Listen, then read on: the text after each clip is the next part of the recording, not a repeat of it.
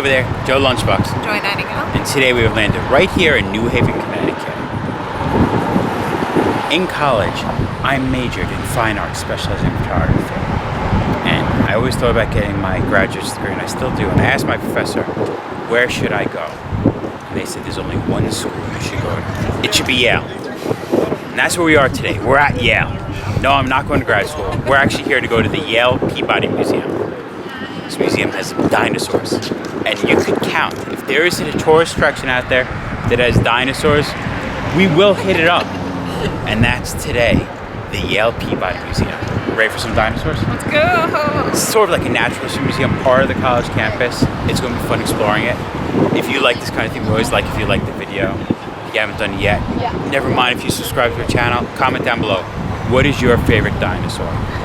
Growing up, mine was a Brontosaurus. But then they don't exist. But then, like any child, when they grow up, their childhood imagination gets ripped away. And they're like, your Brontosaurus doesn't exist. Never did. Still my favorite dinosaur. But we're gonna go inside, look at some cool stuff, bring you along with it. So, step right up, let's go for this ride. And right outside, we have a massive Triceratops. Looking at the architecture, it's already cool before we go inside.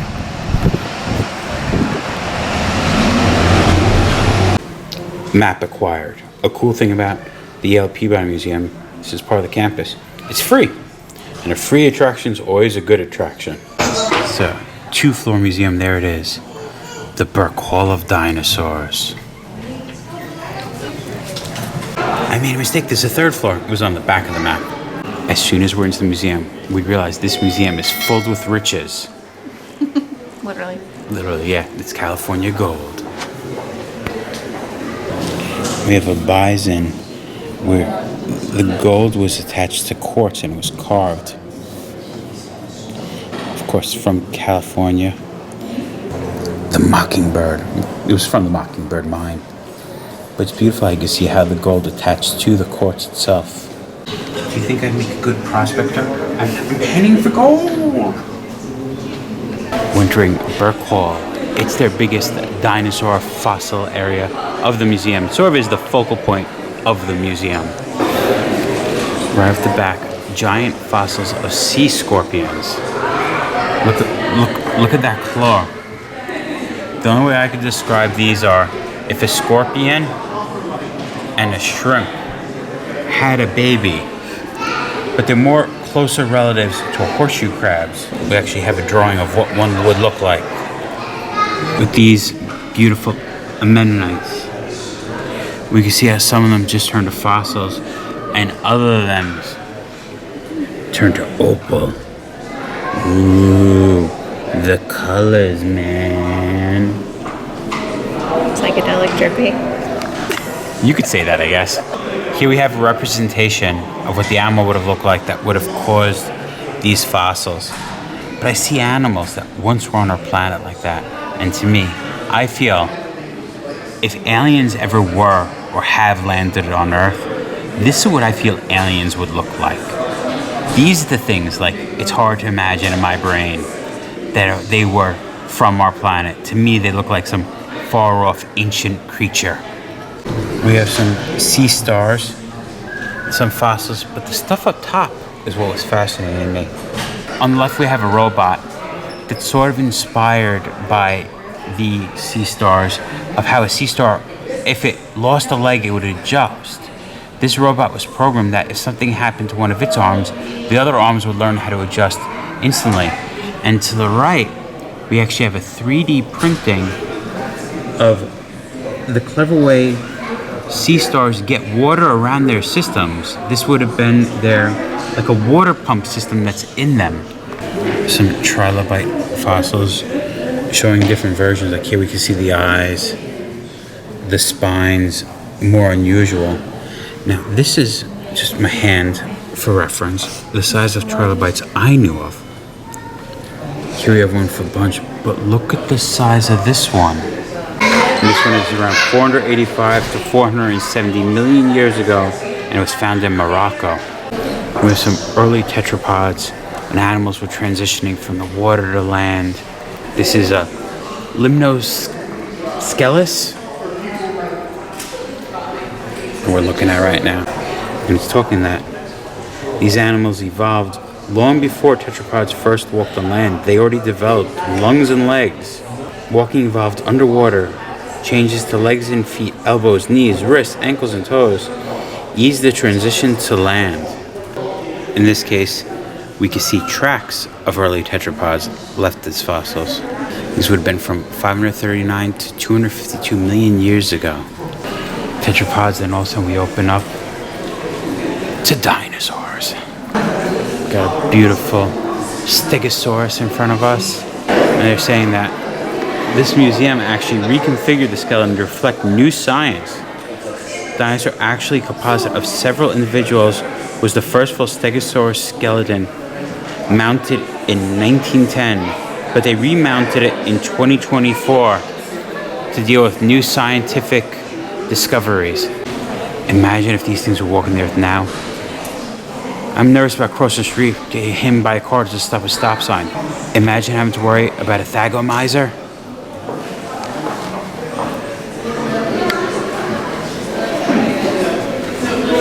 Now this end is called the Thagomaster, after the late Thag Simons. We even have Far Side comics near our dinosaur displays. I approve. But now it's time to talk about the big guy. Outside, we said, what is Joe's favorite dinosaur? Brontosaurus. Ready? A big lift. Yale's Brontosaurus. Alright.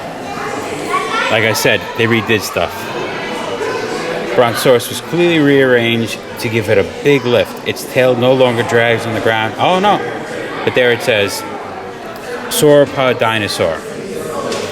Brontosaurus excelsius.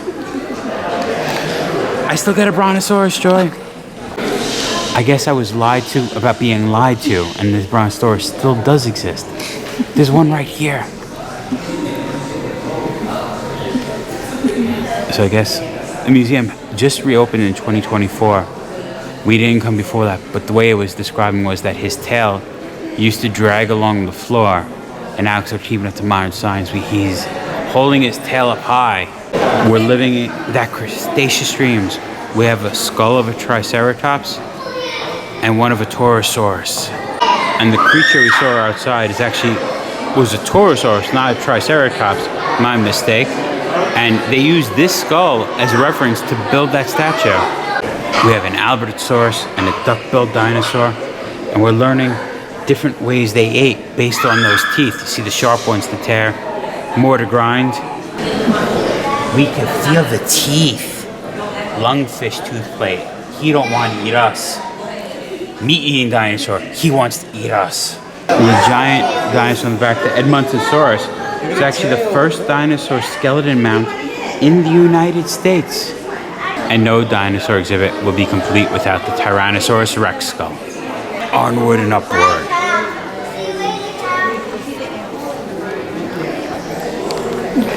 This guy has the same nickname as you. He was the Thunder Beast. And these are what these animals look like. They're called Oreodonts. And none of them exist anymore, but this might have been one of the largest populations of mammals walking around North America at one time. Now they're all gone. Mass extinction. You want to play catch? That ain't a ball, that's a coconut. And that's a model of a giant footless bird that would have been on North America around 56 to 45 million years ago. With the giant dinosaurs gone, mammals evolved to take on new roles. I've known of saber-toothed cats, but I never heard of a Thylacosmilus. Now you see the big teeth, but then you look at this part of the chin. That's an interesting looking animal. Fossils from the Green River. We actually have a stingray that caught a fish. And here's a fish eating a fish. I saw this Samoropus. I thought it was a giant ground sloth, but I was way mistaken. This is closer related to a horse. They said it's a horse because of the slow foot, and it had modified clawed hooves. We found the museum's saber-toothed predator. This is a Barbarophilus. I thought it was a saber-toothed cat. If we see the evolution, we're related to the saber-toothed cat, but this is definitely different. Because we're looking at that guy right there. Next room is titled The Human Footprint. Reign of the Mega Beast. Have a giant mammoth. So with the life and death at the tar pits, but we found it. Joy's saber-toothed cat. Nice kitty. Nice kitty. These would make great pets nowadays because you could still keep the wet canned food in the can and they could use that big tooth to pop open those cans of cat food. It's always fascinating to me how some animals grew with evolution, others got smaller. We have a giant beaver skull in the back and then a North American beaver skull in the foreground. Imagine a beaver that if it stood up, it could be the size of a man. Talking about modern extinctions. We have a dodo skeleton and then a model of what a dodo bird would look like. Here's my ground sloth. Hey, buddy. We have different animals that we actually could see in Connecticut, from the white-tailed deer to the wild turkey to a coy wolf when a wolf and a coyote breeds. Ever wanted to know how to make an arrowhead? You just chip away all the parts of the stone that are an arrowhead. Since these rooms are talking about how humans affect things, we actually have the domestication of dogs. And we can see how different dog skeletons have evolved with the domestication by humans. And the same with different corns. We have the evolution of humans. Here we have the Turkana boy. On the wall we have the different skulls. Here we have some pieces of the skeleton of Lucy. Lucy walked on two legs like a human, but had a brain the size of a chimpanzee. Skull, please touch. Don't have to tell me twice. Ooh, bony. Gonna make our way up to the third floor. Then work our way down to the second floor. Walk into the third floor and it already looks awesome. I knew we were gonna have animals. I didn't think we'd have all the living animals.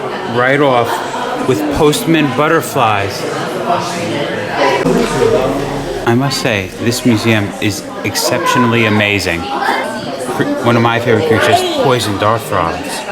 I found 8. You can see him actually making the noise. Listen.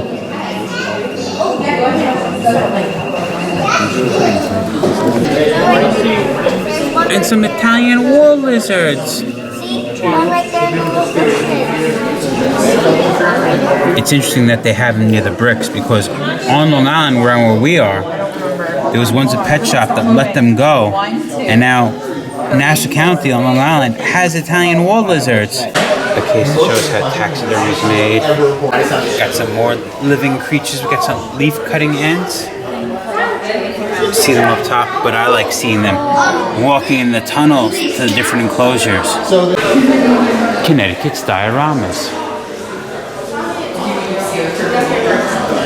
This small bird got lucky.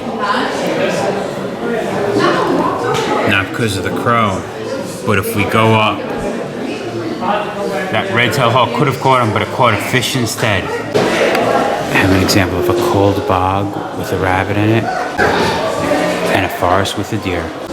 Bear with me as we go explore this next room.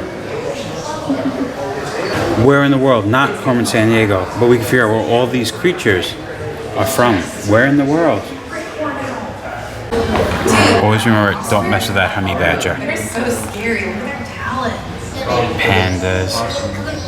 Oh, that's like babies. Yeah. I was wondering what I should have for dinner. Something's making me hungry and making me think I want some seafood.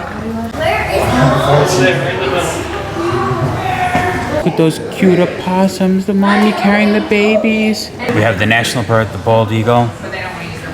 And right there, my favorite bird, the red-tailed hawk. Do we have any wrestling fans out there? Ah, spray, ah, spray. Ah, spray, ah, spray. I go to so many zoos, so many museums. It fascinates me when I see a creature I've never known of. This right here is an eye. And it has to be one of the cutest things I've ever seen. Look at those big ears. Look at the long fingers gripping the log. Aye, aye, Captain. I am a fan. We have some turtles.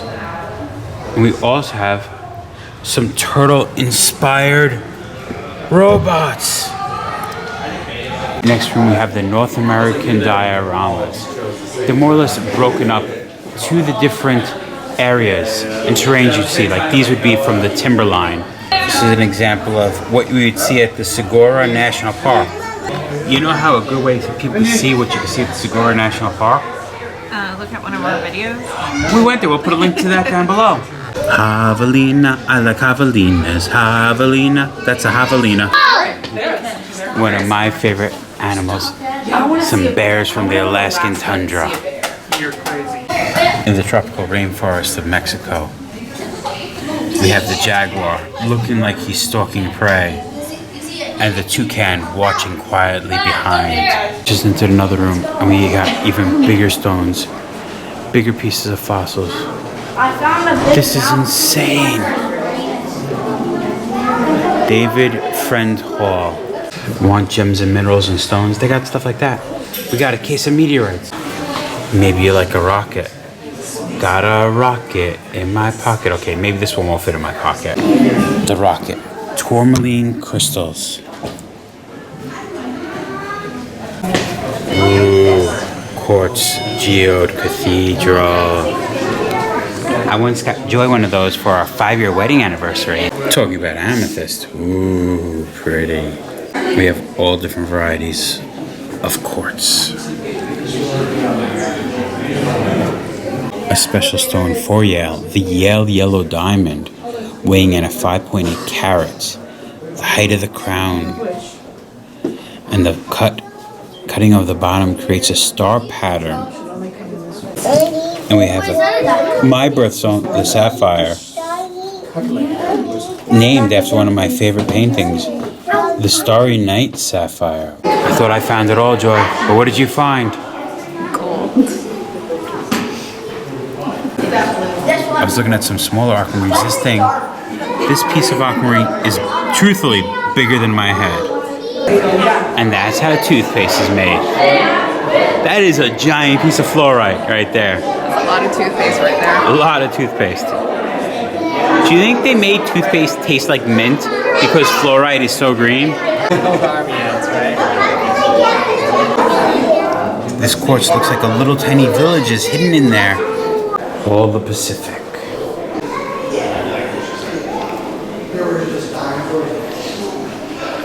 This room houses some nice wood carvings. We're looking at ones carved by the Maori of New Zealand.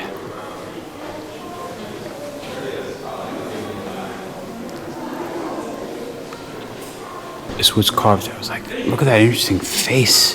But it's actually called an amitone, or a house board. What actually was a door to get into the house. This museum, Joy, is filled of words you love. Remember, when you're playing in the jungle, make sure you have your sensitive spots covered.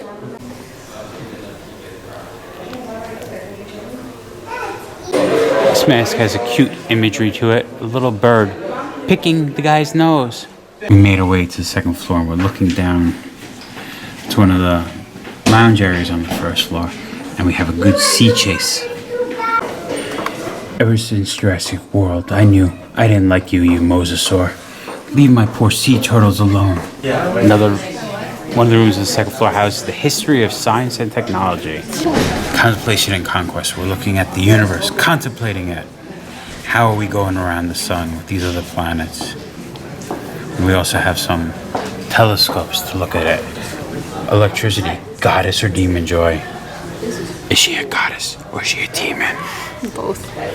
We have some interesting subjects, like looking at Thunderhouse. Thunderhouse demonstrates the usefulness of lightning rods. If the rod on the roof is not connected to the ground, the house falls apart when zapped. This one from Yale used gunpowder and methane to blow apart the house.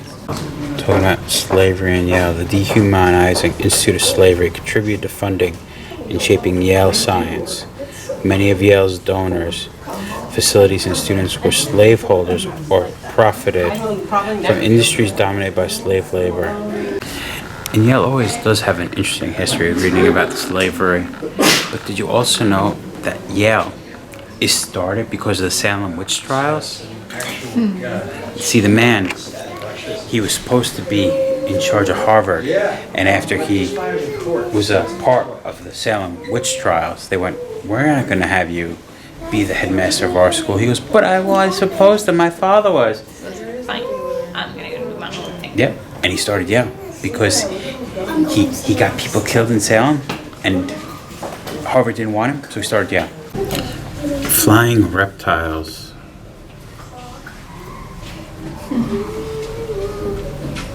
The pteranodons. Now just imagine that movie Night at the Museum. If it could be really happen, when everyone leaves at night, these things come alive. Can you imagine these three flying around this room? Seeing is disbelieving.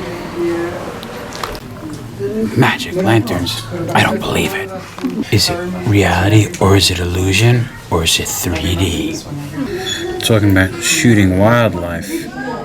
And I'm not talking about with a gun. This is just a gun-shaped camera to shoot wildlife. I've never seen something like that in my life.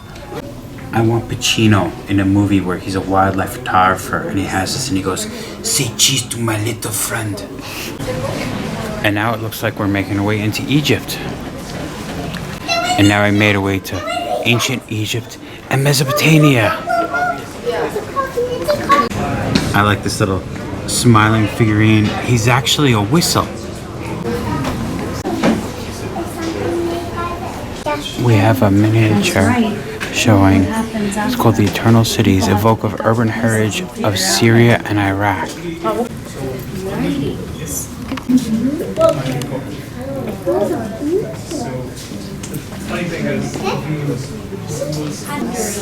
The reason Joy and I go to museums is you think you've seen everything there is to see in the world, but then you come across something in a museum you've never seen before. And I've seen this at my house millions of times, but not this old. This is the world's first cookbook, dating back 1,900 years before Christ. This is from Old Babylonian period, and it was southern Iraq. We're reading, stew of lamb, meat is used. You prepare water, you add fat, you add fine grained salt, dried barley, cakes, onions, Persian shallots, and milk. You crush and add leek and garlic. And there it is, the world's oldest cookbook. We have a case on women's voice, and this is called, we have a legal document of a woman giving up her child to slavery. Here we have a woman holding a child. It's cool seeing the terracotta figurine mold and then the cast that is made out of clay from it. 5 is actually women trading in real estate and textiles. And we have another clay tablet. This one is actually dated December 2nd, 281 BC. Well, obviously it's not. It's from December 2nd, 281 BC. Wouldn't be dated BC, but it's actually a mother giving a female slave to her daughter as a wedding gift. That's this legal document. We have some old reliefs. And they were saying a lot of the reliefs were cut from ancient walls and sent to museums. And you see this is what would have been surrounding it if the wall was complete. And it gets even more elaborate when we get the ones that we have here colorized. Give it to me. And then we can see what everything around it would have looked colorized. This is also when I woke up this morning. I wasn't expecting to see an Olmec head.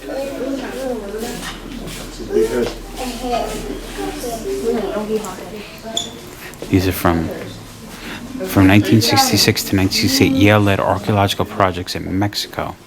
It was a milestone in the study of the great Olmec city of San Lorenzo. And here we have the fossil of the stiletto. It's talking about intergenerational knowledge matters.